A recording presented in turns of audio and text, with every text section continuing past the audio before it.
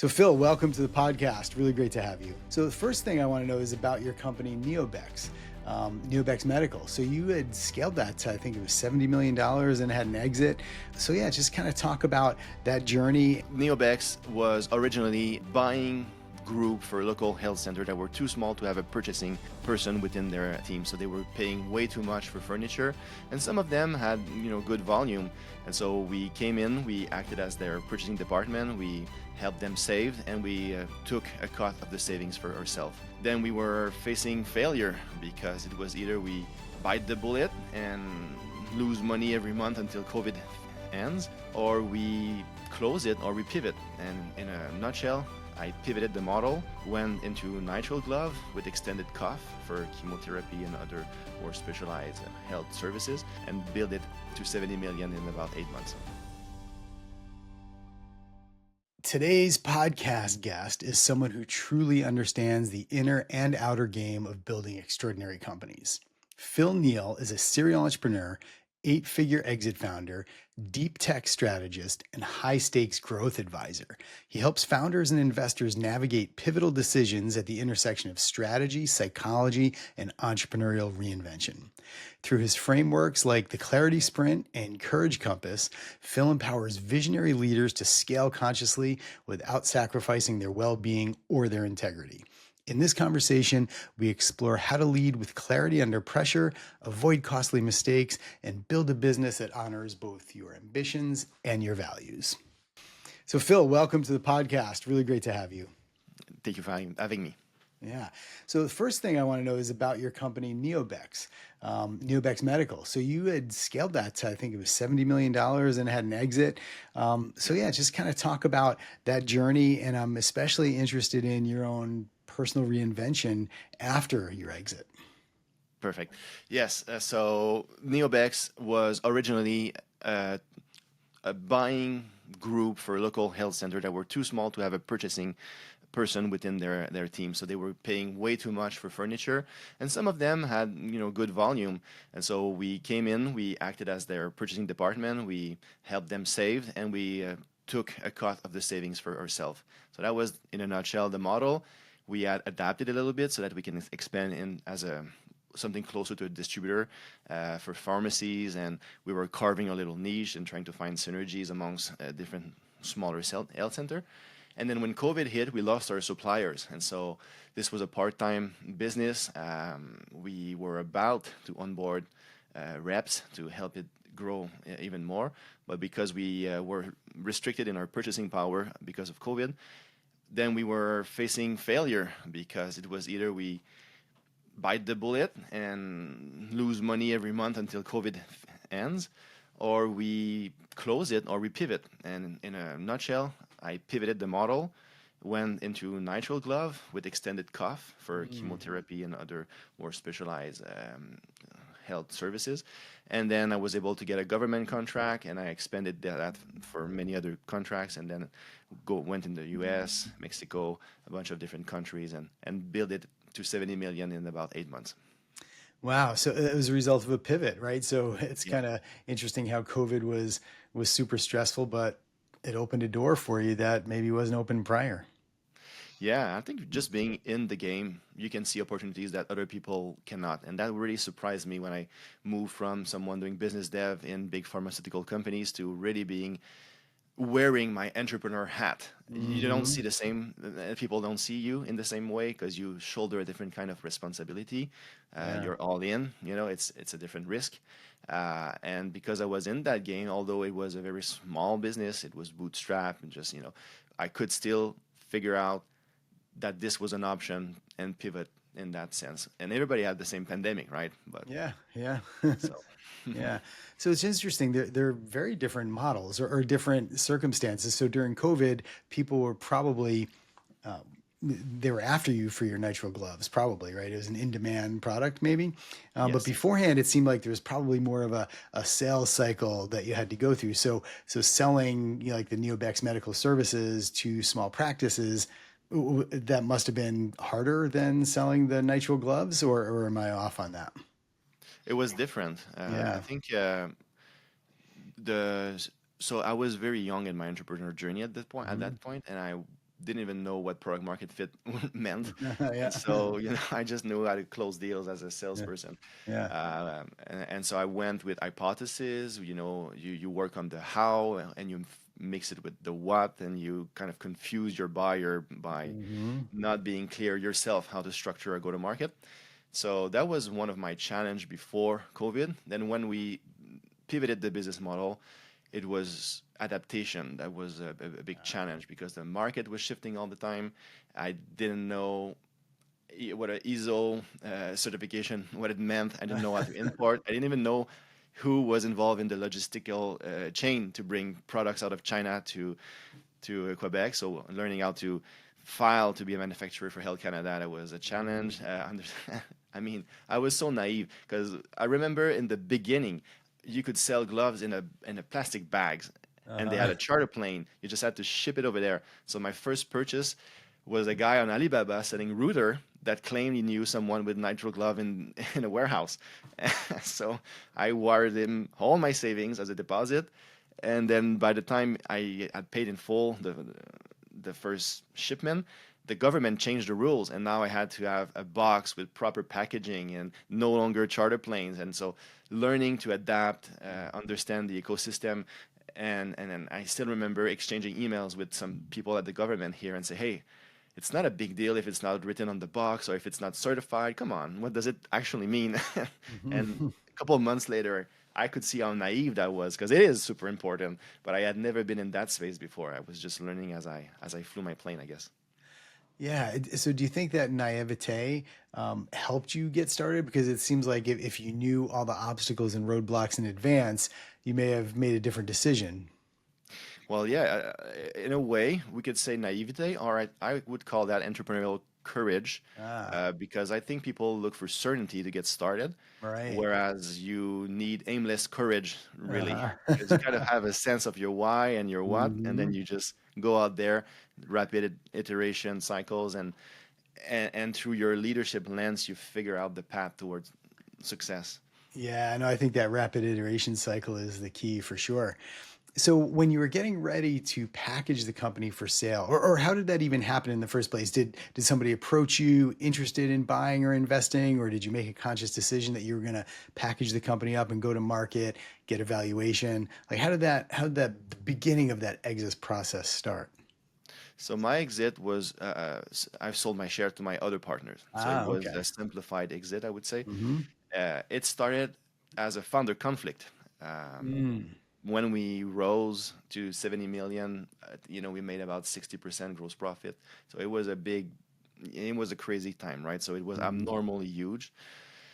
And so we were four that had bootstrapped it. We had already kind of agreed that because me and my other partner, Danny, who was the integrator, were doing 95% of the work, we were supposed to kind of have a commission structure at some point.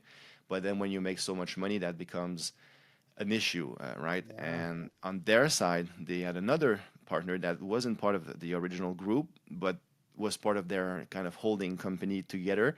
And so he had rights to share on Mm. their side of the pie. So that resulted in what they perceived as an unfair distribution of wealth, whereas I had 25%, they had 18%. They were splitting the 75 amongst four, right? Mm-hmm. Which was not originally how it's supposed to go. And then I was also supposed to receive some commission, and that was the spark of a campaign where I couldn't find a compromise that would satisfy one of the passive founder, I would say, because ego got in the way. And so as a compromise, I made a partial exit, selling some of my shares so that we're all at 20. And then down the road, seeing that that was not resolving the founder conflict as I thought it would, I just decided to make a full exit and sell everything and just get into another adventure. Yeah. So yeah, which brings us to your reinvention, right? So I know you've got a reinvention playbook. So talk to us about what that looks like and why it's such an important thing for entrepreneurs to be ready for. So I think that there's crossroad in the light and in the shadows. So in the light, I mean when you exit a business, you arrive at a crossroad where you either re-anchor yourself in your old metrics and try to keep growing in the same way, or you actually transform. And I think that's a path I missed originally, Mm. because I was in my early 30s. I was a multimillionaire. I had, felt like I had done so much already, but it was still not enough for me to feel like I Mm. was truly mastering entrepreneurship. And so I wanted to do more, and I kept raising the bar of what it should mean for me to be successful as an entrepreneur. And it took me a couple of failures and a few years to realize that my rule of doing something surprisingly impressive to measure my worth was not working. I had Mm. to change my mindset, not seek growth, but seek transformation, become an investor, become a mentor. So you don't Mm. measure your growth with the same KPIs Yeah. when you transform. So that was a crossroad I missed in the light, but I also missed it. It happens also in the failure zone. So I call that the shadow, because I believe there's three emotion that derails any business, which are uncertainty, fear, and unworthiness. And when you reach the fear level and unworthiness level, you're in the Mm. failure zone.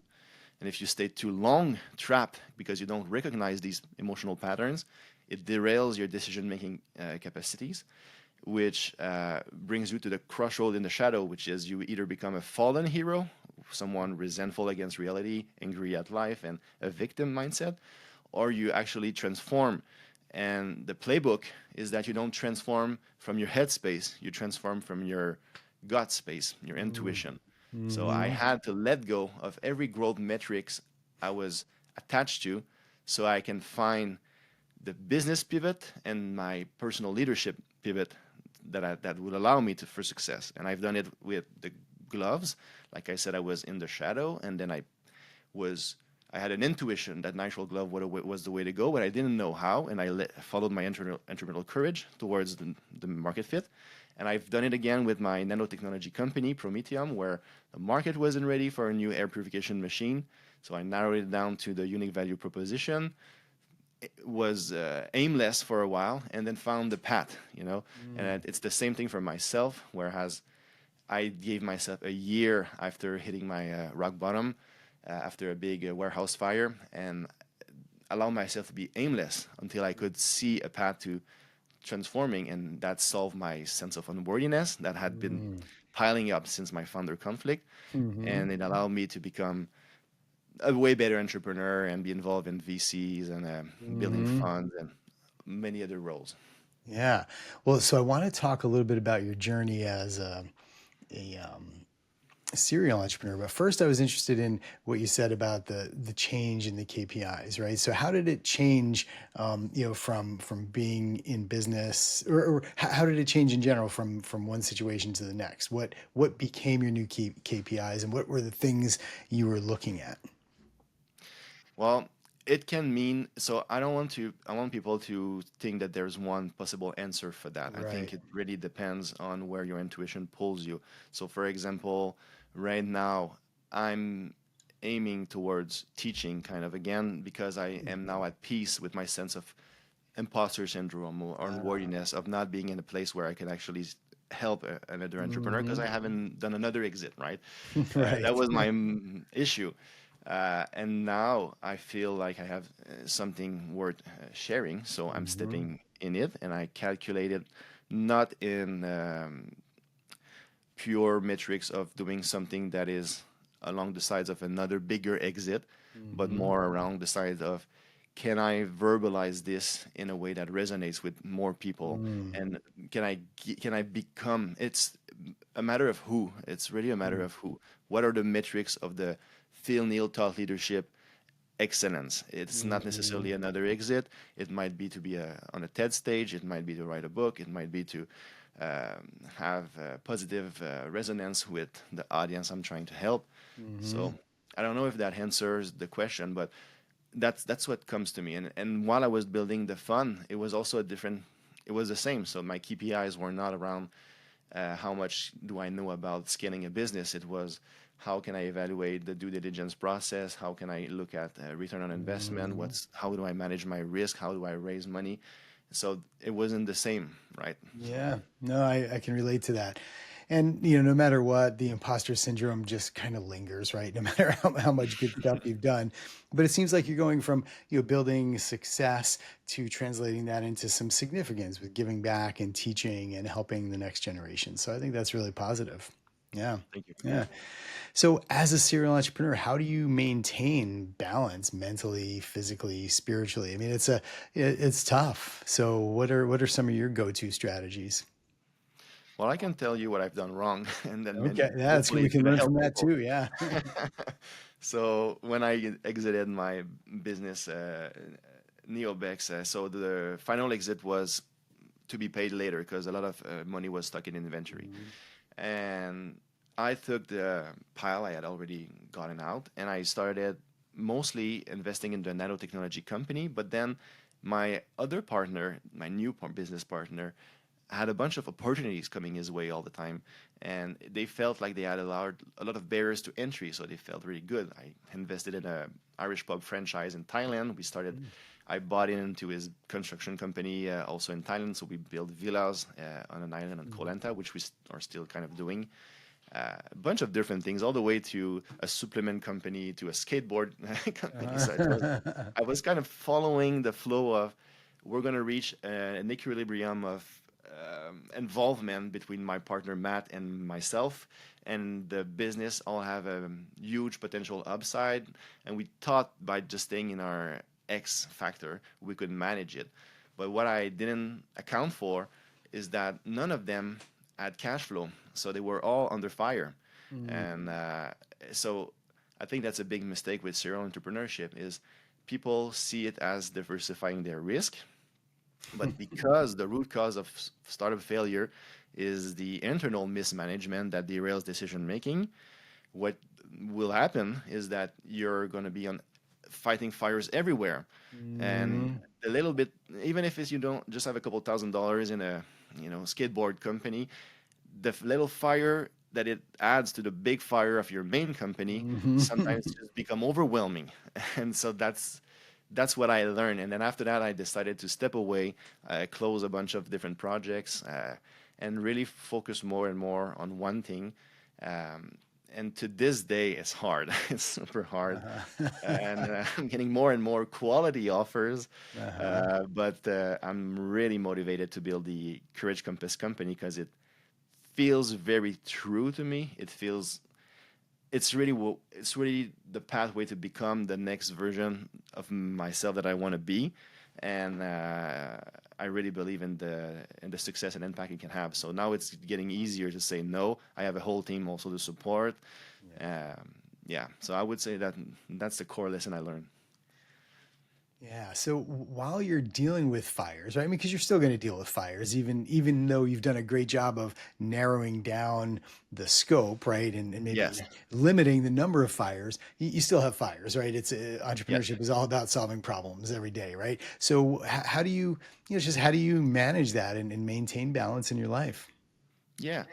So first of all, uh, I categorize that in three ways: seeing it, navigating it, and learning from it. Hmm. So I think I'm building what I call an entrepreneur readiness score, which looks at the internal readiness of entrepreneurship more than Hmm. anything else, because I think we miss that part too much.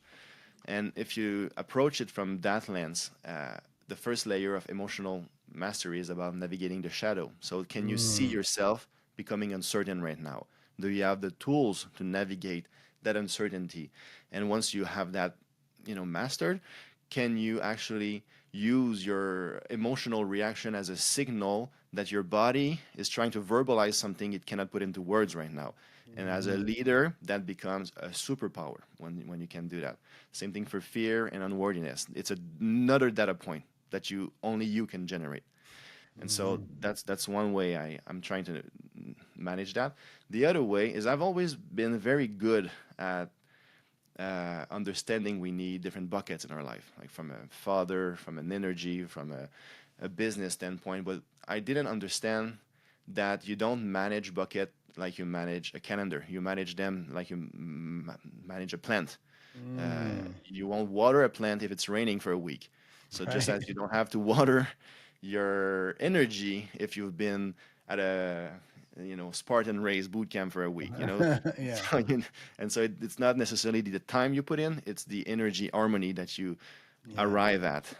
Or the right inputs, right? Like you don't need water after a heavy rain, you need something different. So knowing what those inputs that you need are. Yeah, Yeah, that's insightful. and not letting your plant dry. You need a Hmm. minimum amount of water. And so I try to approach business in sprint.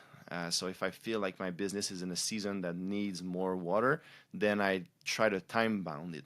Because otherwise, I would just sprint for too long, get out of, and then I fall in the shadow, and my decision making sucks, and everything I've built in the sprint doesn't Yeah. work anymore. So putting a time boundary, an energy boundary on things is really helpful for me. And the last thing I'd say that comes to me is a big lesson that I learned at my rock bottom, which is it's okay to let the world burn for a while. So Mm. you think you need to fight every fire, but if you let it burn, usually it's not as bad as you think, and in stillness you find clarity. So Yeah. yeah, Yeah, and it speaks to a little bit of our sense of control too, right? Because as entrepreneurs, we control everything, or we think we control everything.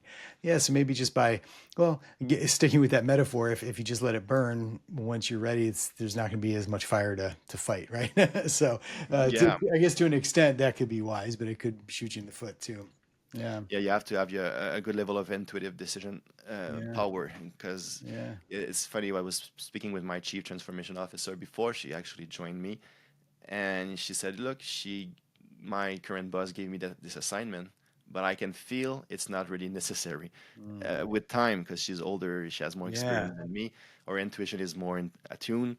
And the next time we met, come to realize she just had received an email say, "Hey, no, we're not going to go in that direction, so forget about that task." But before, she would have reacted to that task and work day and night, yeah. and then mismanage her energy. And so Yeah, that is a really good example. Yeah. So you mentioned three things. Fear, unworthiness, and what was the third one? uncertainty. Uncertainty. Thank you. Yeah, I just kind of wanted to keep those in mind so we can go back to them. But I wanted to talk a little bit about this idea of the entrepreneurial shadow. So you mentioned that a few times. So can you Yeah. explain again a little bit more about what it is and how it shows up in a founder's journey? So I believe entrepreneurship is a hero journey, which Hmm. means that you step into the unknown.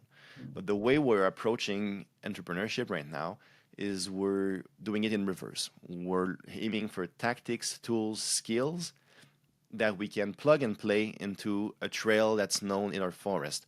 But that's not really entrepreneurship. And it often doesn't work anyway, because the next step is people are going to go to the second layer, which is strategy. Okay, maybe I just need another angle. And they're going to self sabotage with internal pressure. That's why failure is the norm and burnout is the norm of entrepreneurship as we see right now.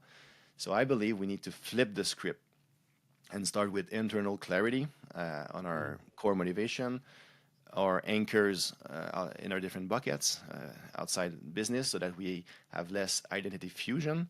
And so there's a bunch of tools like that, and I'm thinking about that I've used unconsciously or consciously that have helped me. Um, and so that helps navigate the journey. But if you even if you do it in the right order, you're still going to start from a place of hope, which is you're setting a target. You're setting, you have a business plan basically, and you rub it against reality. And the first thing you're going to realize is that it doesn't fit. So uncertainty is inevitably going to happen at some point. It's very rare that you can think yourself to clarity. And I've never done a business that has been a home run on the first try. You always Right. question yourself. You always Sure. question some elements of your plan. And so that's when uncertainty first steps in. If you don't manage your uncertainty because you have a depth of understanding of where you're going, and that you might be uncertain in the tactics that you're using, but it doesn't derail the inner clarity and the strategy that you've built, Hmm. then it's easier to navigate. But if you have started in reverse, then it's easy to derail yourself into fear of failure. Hmm. And then fear of failure could trigger a sense of, well, why did I even think I could do it in the first place? Mm. Who am I to create a SaaS that's going to compete against Google? Right. Things like Yeah. that. So Yeah. that's kind of what I mean. Yeah. So you've got a shadow check ritual. So tell us about what that is and how founders can use it to improve clarity and resilience. The shadow check ritual is a work in progress for me. I'm using it myself, currently, because I'm aware of my shadows now. But I'm Yeah. trying to put it in a framework. So they, unfortunately, today they cannot use it because it's not fully actionable. I'm testing it. Right. But in terms of how But you use it, maybe. I'm Yeah. using it Yeah. by recognizing the word. So vocabulary is the first step. So if you can name something, you can see it. And so Ah. seeing that, okay, I'm feeling uncertain right now. Oh, I'm really panicking, or the imposter syndrome is creeping in again, right? So Mhm. if you can see it, then the goal of the shadow check, if you just start with that, is to understand your emotional state and how deep you are in the shadows, because that's going to inform how the correlation between your decision and your decision patterns. So if you're Mhm. deep in the shadows, you're going to go default to your decision, your courage comfort zone of decision making that I call, Mhm. which then you can use the courage compass to create a distance between that pattern and where your intuition is leading you. Yeah. So why I paused. It's okay. There we go. It's going again. Okay, cool. I meant to mark that clip. Instead, I paused it. There we go. Yeah. So I recently taught a course to a bunch of undergraduates and graduates, and we focused on mindset and entrepreneurship. And I know you've got a few thoughts on that. So what are, in your opinion, what are some common mindset traps that you see high achievers or entrepreneurs fall into when they're trying to, launch and grow a company? Well, I think we downplay the role of luck and bad luck. I think that's We important. do. Yeah. So I think I've been exceptionally lucky and exceptionally unlucky in many ways in my Hmm. career, in my entrepreneur career. Yeah. So I think that is a trigger for imposter syndrome and unworthiness, and it's also a trigger for inflated egos and narcissism. So I think we need to be mindful of that.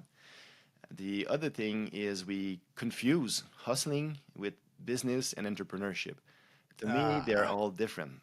So yeah. you can have a side hustle and be happy with that. You can be a business person that takes a problem and build a system of efficiency to solve it. Hmm. And then you can be an entrepreneur that goes in the forest and trailblaze your own trail, and Hmm. live on the lining of a coin in between two realities, trying to bridge between your comfort zone, the current state, and what you think should happen, right?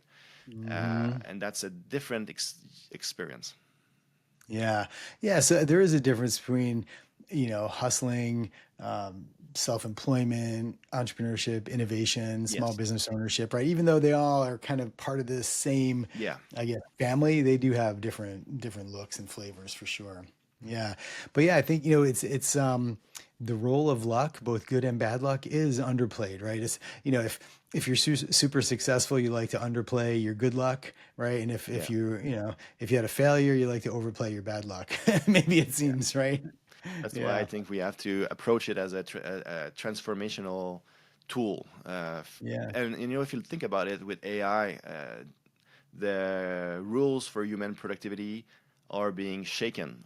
We don't know if Mhm. jobs are really going to. So what will happen? And I think entrepreneurship is a possible default answer that might rise. We already see that it's becoming a big trend. I think there's 50 Mhm. more business created in the States in 2024 than it was in 2019.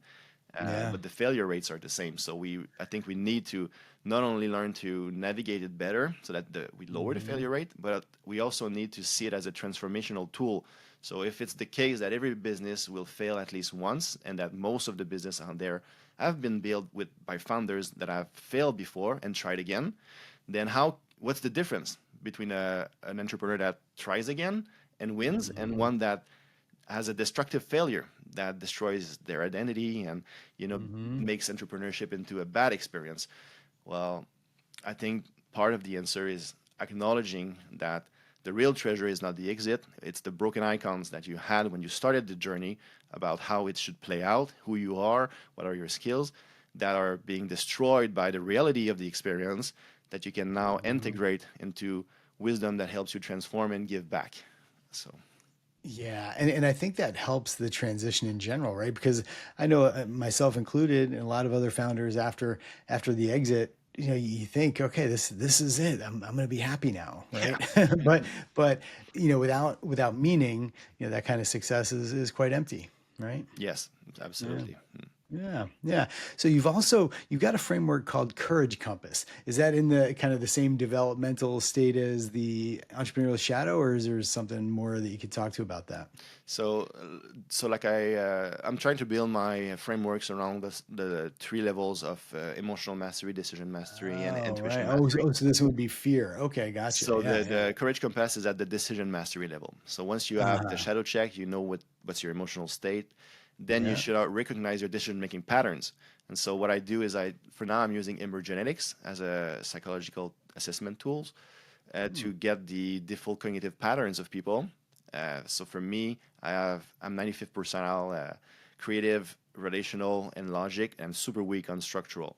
So when I'm in the Mm. shadow, my pattern that I could see through time was that I was going to my creative, conceptual brain first and imagining a Uh-huh. billion pathways. Then I would try to relinquish my ownership of outcome as a leader of my business through partnership and other people's opinion in Mm. my relational Yeah. strength. Hmm. And if I'm not lucky and my logic doesn't step in, then I spiral down and become even more fearful and you go back to Mm. conceptualization. So I've learned to use that as a baseline to um, understand that you can have the same IQ, same experience, same whatever, Mhm. be both great leaders, but have a cognitive preference that makes it so that your decision typically goes in one of the four quadrants.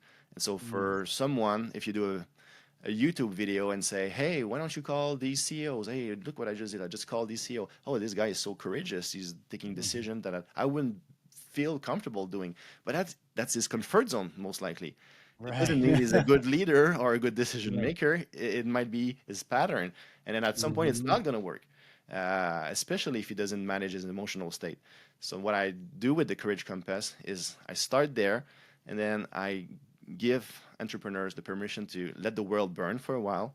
I teach them Hmm. to anchor outside business so that they don't feel like they fail as a person if their business is failing, and to reconnect with their intuition so that they can actually go in the quadrant that they need to do. So one way to do that is to use strategic empathy to pretend like you're a decision maker with the strength of each quadrant, come up Hmm. with four possible decisions for that strategic decision you're trying to make, and then the letting the world and the anchoring is a way for you to stop convincing yourself to go back in your own pattern, because you kind of Mm. feel where you have to go, and the more Right. you do that, the better you feel it.